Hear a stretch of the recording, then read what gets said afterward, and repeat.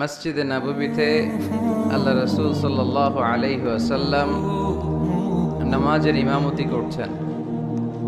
আল্লাহু আকবার বলে সালাত শুরু করলেন, রুকু করলেন, রুকু থেকে মাথা তুলে আল্লাহ রাসূল সাল্লাল্লাহু আলাইহি ওয়াসাল্লাম বললেন সামি আল্লাহু লিমান হামিদা। পেছনে থাকা সাহাবারা মুসল্লিরা পড়ে উঠল রব্বানা ওয়ালাকাল হামদ। ফিসফিস করে এক সাহাবী বললেন হামদান কাসীরান তাইয়িবান মুবারাকান ফি। উনি ছাড়া এটা কেউ পড়ে নাই, শুধু উনিই বললেন। সালাত শেষে আল্লাহ রাসূল সাল্লাল্লাহু আলাইহি ওয়াসাল্লাম জিজ্ঞেস করলেন, আমি যখন সামি আল্লাহু লিমান হামিদা বলে মাথা তুলেছি, সব সাহাবারা পড়েছে রব্বানা ওয়ালাকাল হামদ, কে যেন অতিরিক্ত বাড়িয়ে পড়েছে হামদান কাসীরান তাইয়িবান মুবারাকান ফি। কে পড়েছ? দাঁড়াও, দাঁড়ায় না, ভয়। আল্লাহ রাসূল সাল্লাল্লাহু আলাইহি ওয়াসাল্লাম অভয় দিলেন। তারপর সে সাহাবী হাত তুললেন, বললেন ইয়া রাসূলুল্লাহ, এই অতিরিক্ত 4টা তাসবিহ আমি পড়েছি। আল্লাহ রাসূল সাল্লাল্লাহু আলাইহি ওয়াসাল্লাম বললেন কেন পড়েছো? আমি তো শিখাই নাই, কই পেলে? সাহাবী বলল ইয়া রাসূলুল্লাহ, আল্লাহর তাসবিহ আমার কম পড়তে ভাল লাগে না, আমার পড়তে মনে চায় বেশি বেশি। তাই নিজ থেকে এটা বানিয়ে, যেহেতু চমৎকার অর্থবোধক, অর্থ সুন্দর, আমি নিজ থেকে বানিয়ে পড়েছি। আল্লাহ রাসূল সাল্লাল্লাহু আলাইহি ওয়াসাল্লাম বললেন ভয় নেই, তোমরা দেখোনি, আমি দেখেছি সালাতরত অবস্থায়। আল্লাহ রাসূল ইরশাদ করলেন বিদআতা ওয়া সালাসিনা মালাইকা, 30-এরও অধিক ফেরেশতাকে আমি দেখেছি। ইবতাদিরুনাহা আইয়ুহুম ইয়াকতুবু আউওয়ালা, কে কার আগে তোমার এই অতিরিক্ত 4টা তাসবিহর সওয়াবটা আল্লাহর আরশে পৌঁছে দিবে, এ নিয়ে আকাশে ফেরেশতারা প্রতিযোগিতা করছিল। এজন্য আল্লাহর প্রশংসাকে আমরা কম কম করব না বেশি বেশি? আল্লাহর নেয়ামতের শুকরিয়া আদায় করে শেষ করা যাবে?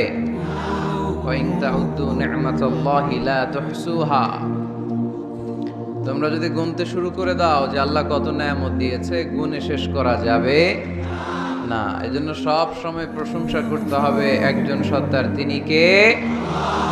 লা ইন শাকারতুম লা আযীদান্নাকুম ওয়া লা ইন কাফারতুম ইন্না আযাবি লাশাদীদ।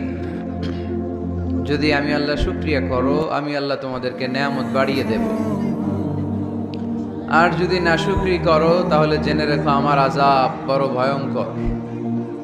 আমি আল্লাহ সব সময় ধরি না, ধরলে ধরে, ধরে ধরে না, ধরলে আল্লাহ ছাড়ে না, খবরদার। এজন্য আমরা যেন নাফরমানি বাদ দিয়ে ভালো হয়ে যাই।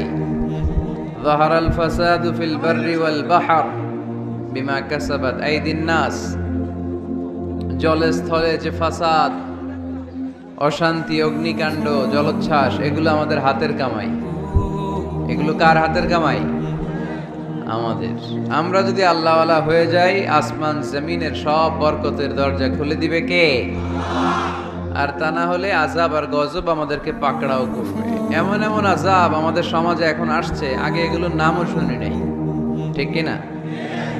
গত কয়েক মাস আগে আমি তখন মালয়েশিয়া, পত্রপত্রিকায় দেখলাম যে ডেঙ্গু জ্বরে মানুষ মইরা সব শেষ বাংলাদেশে, তাই না? জলজন্ত তাজা তাজা প্রাণগুলো আমরা হারালাম ডেঙ্গু জ্বরে। জ্বরের নাম কি? সবাই বলেন। মশার নাম কি? মশাও ডেঙ্গু?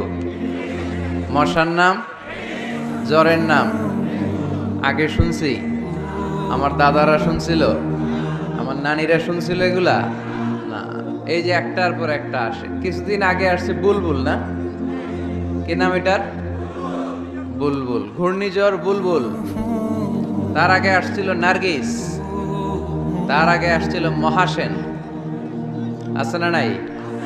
এগুলো আমাদের হাতের কামাই। এজন্য পথ দুইটা, একটা ডান দিকে চলে গিয়েছে, এটা চলে গিয়েছে জান্নাতে, আর একটা বাঁ দিকে, এটা চলে গিয়েছে জাহান্নামে। জান্নাতের একটা পথ, জাহান্নামের আরেকটা পথ। So now the decision is yours, সিদ্ধান্ত আমাদের, সিদ্ধান্ত আপনাদের। আপনি কোন পথে যাবেন, ডানে না বায়ে? আর আওয়াজ করে বলেন। ডানে আছে ক্ষমা, আর আছে জান্নাত। وسارعوا إلى مغفرة من ربكم وجنة عرضها السماوات والأرض أعدت للمتقين তোমরা ক্ষমার দিকে ছোট, জান্নাতের দিকে ছোট, জান্নাত কামাইয়ের প্রতিযোগিতা করো। রব্বে কারীমের যে লিস্ট আছে ওই লিস্টে ক্ষমাপ্রাপ্ত বান্দাদের কাতারে নিজের নাম তোলো। আল্লাহ বললেন ডান দিকে যাওয়ার জন্য, জান্নাতে যাওয়ার জন্য প্রতিযোগিতা করো। আমরাও প্রতিযোগিতা করি, তবে জান্নাতের জন্য না, ঠিক কি না? কিসের জন্য প্রতিযোগিতা করি আমরা? হ্যাঁ, টাকা কামানোর, আর হ্যাঁ ক্ষমতা, আমার এলাকা, আমার বাড়ি, আমার গাড়ি খায়া ফেলামু, আছে না নাই? কিসের বাড়ি তোর? কিসের ক্ষমতা তোর? ক্ষমতার মালিক একজন, চিল্লায় বলো চিনি কে? পরের জায়গা পরের বাড়ি ঘর বাঁধিয়ায় আমি রই, আমি তো সেই ঘরের মালিক নই। পরের জায়গা পরের বাড়ি ঘর বাঁধিয়ায় আমি রই, আমি তো সেই ঘরের মালিক নই, ঠিক কিনা? যে বাড়িতে আমি থাকলাম আগে থাকতো আমার দাদা, তারপরে দাদার দাদা, আমি মরে গেলে থাকবে আমার ছেলে, তারপরে থাকবে আমার নাতিপতি। তো এটা আমার বাড়ি হইলো কেমনে? আসল মালিক তো একজন, তিনি কে? কত টাকা দিয়ে ফ্ল্যাট কিনলাম, বাড়ি বানালাম, ইটালি থেকে টাইলস এনে গোসলখানাটা তৈরি করলাম, আমার জীবনের শেষ গোসলটা কি ওই গোসলখানায় হবে? চিল্লায় বলেন। এজন্য আসল ঘর হচ্ছে কবরের ঘর। কিন্তু আমরা এই মরিচিকার পেছনে ছুটে বেড়াই, ধোকা, এটা একটা ধোকা। সবাই ব্যস্ত, সুপার বিজি, খুব ব্যস্ত। কি জন্য তুমি ব্যস্ত জানে না? মরিচিকা, কাসারাব, মরিচিকা, ধোকা, লালসা। বল তুথিরুনাল হায়াতাদ দুনিয়া ওয়াল আখিরাতু খায়রু ওয়া আবকা। তোমরা দুনিয়ার জীবনকে প্রাধান্য দাও, কিন্তু আখেরাত হচ্ছে শ্রেষ্ঠ এবং স্থায়ী। কথাটা কার? এজন্য প্রতিযোগিতা যদি করতে হয়, আখেরাত কামানোর প্রতিযোগিতা করব, ঠিক কিনা? কিন্তু আমরা করি ক্ষমতা অর্জনের প্রতিযোগিতা, ক্ষমতার দাপট দেখানোর প্রতিযোগিতা, ক্ষমতার লড়াইয়ে টিকে থাকার প্রতিযোগিতা। সব আমার আমার, এই আমার আমার কথাটা খুব খারাপ। এখন থেকে আমার না বলে আমাদের বলবেন। কি বলবেন? আমাদের। তাহলে অহংকার একটু কমবে। মানুষের অহংকার থাকা উচিত না। হাল আতা আলাল ইনসানি হিনুম মিনাদ দাহর লাম ইয়াকুন শাইআম মাযকুরা। মানুষ কি তার সৃষ্টির দিকে একটু নজর করে তাকায় না? সে কি ছিল? সৃষ্টির শুরুতে সে উল্লেখ করার মতো কিছুই ছিল না। এই যে আমরা যখন ছোট্ট ছিলাম, বয়স যখন আমার 3, 2, তখন আমি কি কি করছিলাম মনে আছে? স্মৃতির পাতা হাতড়াতে হাতড়াতে পেছনে যেতে যেতে কত বছর বয়স পর্যন্ত আপনি ঘটনা বা স্মৃতি মনে রাখতে পেরেছেন বলেন? আমি মিজানুর রহমান আজহারি সর্বোচ্চ 3 বছরের, আমার বয়স যখন 3, ততটুকু খেয়াল আছে। এরপরে আমি আর খেয়াল নাই কি হয়েছিল আমার 2 বছর বয়সে। আমার বয়স যখন 6 মাস, I don't know anything about it, কিচ্ছু জানি না। মায়ের পেটের ভেতরে 9 মাস নাকি ছিলাম শুনছি, কিন্তু কি হয়েছে আমি জানি না। আপনি যদি আপনার স্মৃতির পাতা হাতড়াতে হাতড়াতে পেছনে যান, কতটুকু মনে আছে আপনার? কত বছর বয়সের? হ্যাঁ, কয় বছর? 4 বা 5। এর আগের কথা আমরা জানি না। কিন্তু মায়ের পেটের ভেতরে আমার লালন পালন করলো কে? কত ক্ষুদ্র আমি, কত তুচ্ছ আমি, কত নগণ্য আমি। এক ফোঁটা নাপাক পানি থেকে আল্লাহ আমারে তৈরি করলো। Sperm drop, blood clot, little flesh, কিচ্ছু ছিলাম না আমি। জোকের মতো, ব্যাঙের বাচ্চার মতো ছোট্ট মায়ের জরায়ুর দেয়ালে লেপ্টে ছিলাম। সেখান থেকে আস্তে আস্তে আমারে বড় করলো কে? আমার ভেতরে রুহের ফুৎকার দিল কে? 2টা জিনিস আল্লাহ সেট করে দিল। রুহের ফুৎকার দিল আর 2 কাঁধে 2 ফেরেশতা দিল, ঠিক কিনা? আবার যখন চলে যাব, রুহও উড়াল দিবে, ফেরেশতারাও চলে যাবে। 2 কাঁধে ছিল যে তোমারে 2 জনা পাহারা, তোমারে একলা থইয়া পলাইছে তাহারা, তোমার আটকুঠুরি নয় দরজা বন্ধ এবার হলো রে হলো মুখে আল্লাহ রসুল সবে বলো। দুয়ারে আইসাছে পালকি নাইহরি গাও তো হলো রে তোলো মুখে আল্লাহ রসুল সবে বলো। ঠিক কিনা? সময় যখন শেষ উড়াল দেবে রুহুটা, দুই কাঁধের ফেরেশতা আপনারা রেখে চলে যাবে। তাহলে গর্ব করার মতো, অহংকার করার মতো এই দুনিয়ায় আমার কিছু আছে? ওয়াখুলিকাল ইনসানু দাঈফা। কেন এই মেসেজগুলো আমরা মনে রাখি না? আমরা তো দুর্বল। আমরা কি সবাই বলেন? পিছনের ওনারা অনেক সবল, এজন্য দুর্বল বলতে লজ্জা পাচ্ছে। আমরা কি শুধু কি দুর্বল? দুর্বলের ঘরের দুর্বল। আমি দুর্বল, আমার বাবা দুর্বল, আমার দাদা দুর্বল, আমার 14 গোষ্ঠী দুর্বল। এজন্য আমরা দুর্বলের ঘরের। এই মাহফিলের পেছন থেকে কেউ যদি বলে হুজুর সাপ, কি বলছে?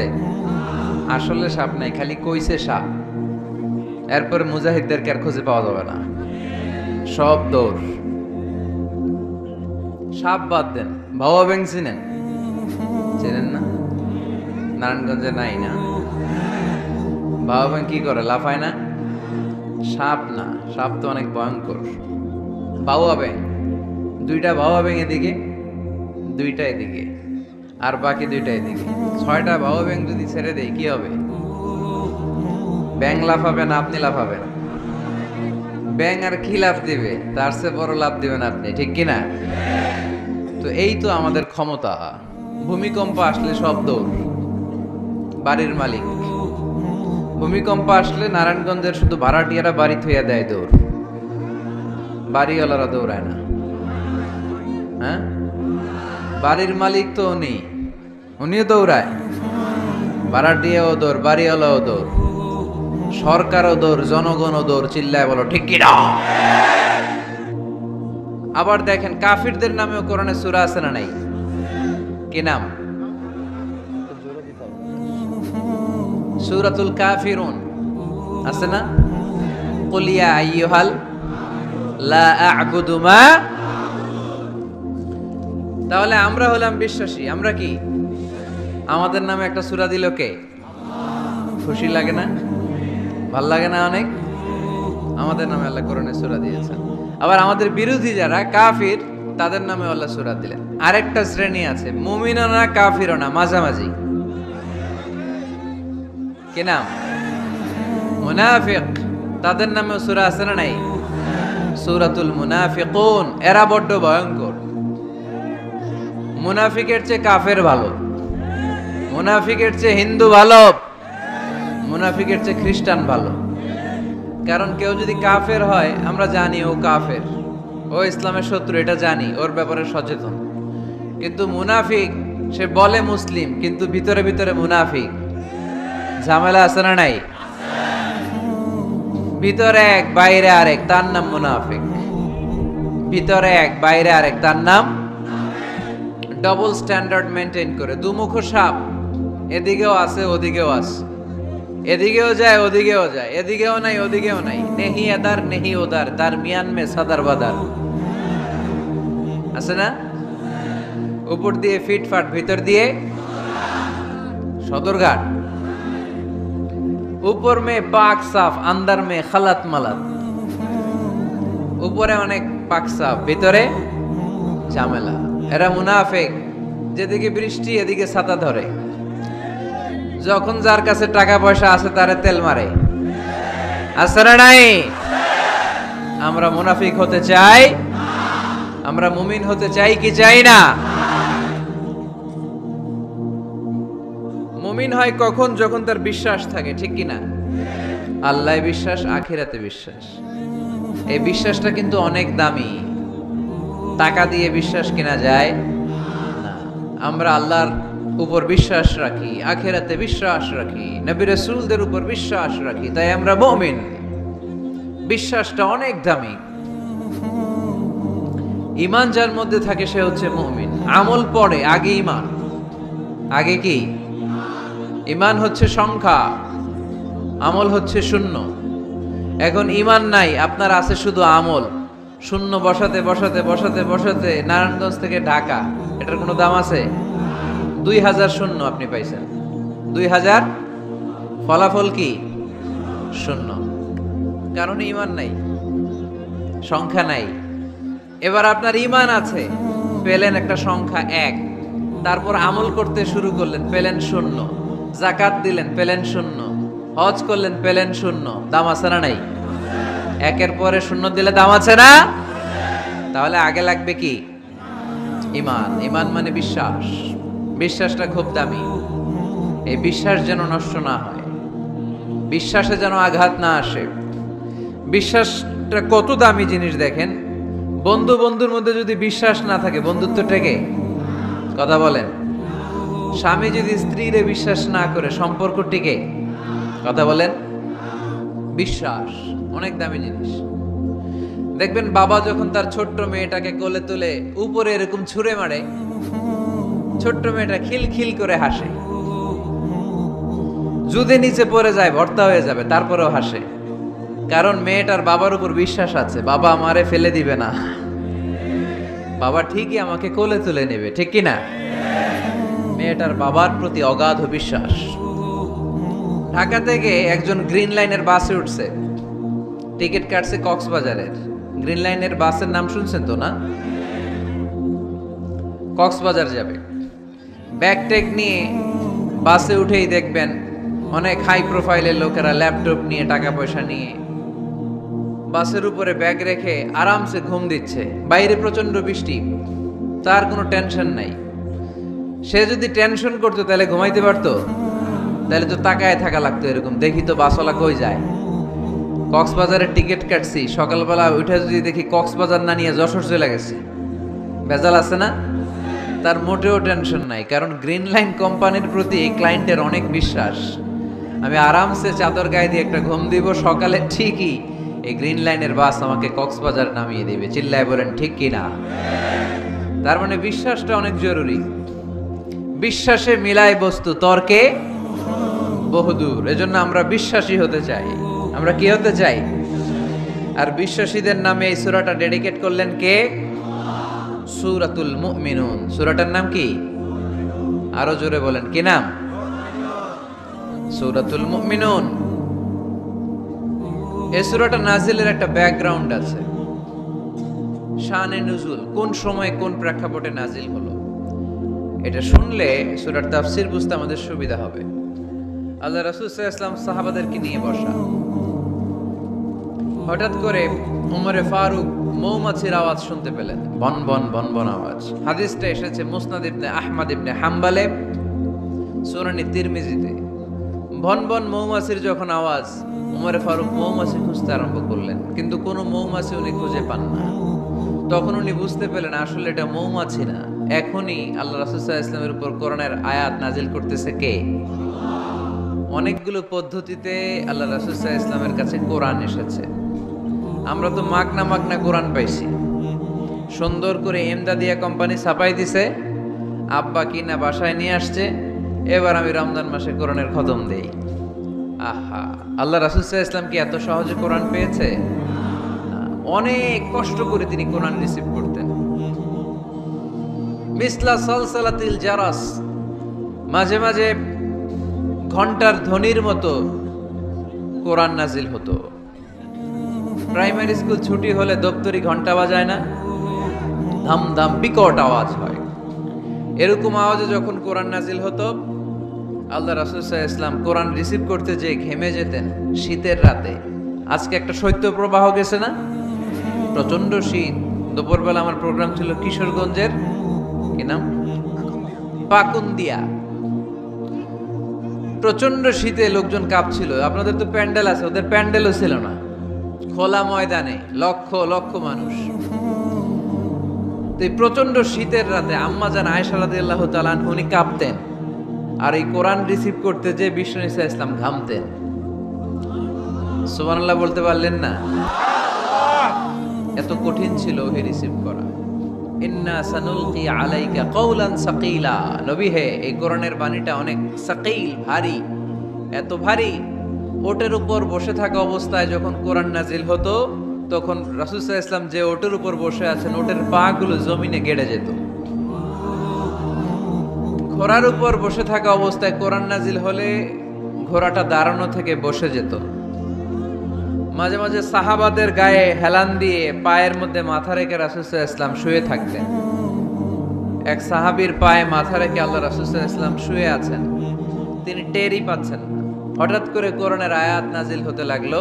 সাহাবী বললেন, হঠাৎ করে আমি টের পেলাম বিশ্বনবীর মাথাটা অনেক ভারী হয়ে গেল। আমার মনে হচ্ছে যে রাসূল সাল্লাল্লাহু আলাইহি ওয়াসাল্লামের মাথার ভারে আমার পায়ের হাড্ডি ফেটে খান খান হয়ে যাবে। সুবহানাল্লাহ পড়েন। তো এই কঠিন কোরআন যখন রাসূল সাল্লাল্লাহু আলাইহি ওয়াসাল্লাম রিসিভ করতেন তিনি ঘেমে যেতেন। আবার মাঝে মাঝে সাইয়েদনা জিবরাইল আলাইহিস সালাম সরাসরি ওনার সূরাতে আসতেন কোরআন নিয়ে। হেরা পর্বতে আর সিদরাতুল মুনতাহায় এই দুই জায়গায় আল্লাহ রাসূল সাল্লাল্লাহু আলাইহি ওয়াসাল্লাম সাইয়েদনা জিবরাইল আলাইহিস সালামের মূল আকৃতিতে ওনাকে দেখতে পেয়েছিলেন। মাঝে মাঝে স্বপ্ন যুগে আসতো এই ওহী। পর্দার আড়াল থেকে মেরাজের রাতে তিনি পেয়েছেন ওহী।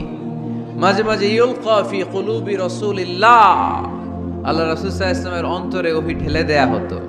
আর মাঝে মাঝে মিসলা সাউতিন নাহাল, মৌমাছির ভনভন ভনভন আওয়াজের মতো কোরআন নাজিল করতো কে?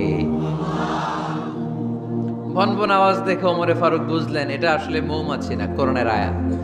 কোরআনের আয়াত নাজিল শেষ, আল্লাহ রাসূল সাল্লাল্লাহু আলাইহি ওয়াসাল্লাম চেহারা ঘুরিয়ে সাহাবীদের দিকে মুখ করে বসলেন আর বললেন, এইমাত্র সূরাতুল মুমিনুনের শুরুর দিককার আয়াতগুলো আমার কাছে নাজিল হয়েছে। এখানে আল্লাহ তাআলা মুমিনের 7টি গুণের কথা বলেছে। কয়টি? সবাই বলতে হবে, কয়টি গুণ? আল্লাহ রাসূল বললেন, মান আকামা হুন্না দাখালাল জান্নাহ। এই 7টা গুণ যে মানবে আল্লাহ তাআলা জান্নাতুল ফেরদাউসের মালিক বানায় দিবে। আজকে এই 7টা গুণের ব্যাপারে আমরা জেনে যাব ইনশাআল্লাহ। পড়ি আর জোরে পড়ি ইনশাআল্লাহ। আর যদি আপনাদের কষ্ট হয় ওঠা বসা করবেন না, হাত তুলে দাঁড়িয়ে যাবেন, বলবেন হুজুর কষ্ট হচ্ছে। দুই একজনের কাছ থেকে শুনলেই দোয়া করে বিদায়, সংক্ষেপ করে দেবেন ইনশাআল্লাহ। মাইকের সাউন্ডে আমি প্রাণ পাচ্ছি না। আমি বলতেছি একটু ইকো দিয়ে দেখো প্রাণ পাওয়া যায় কিনা। একটু ইকো দাও তো দেখি, বেশি দিও না, আবার একটু দাও। দুর্বল সাউন্ড, দুর্বল। প্রতি রাতে আমাদেরকে কথা বলতে হয়।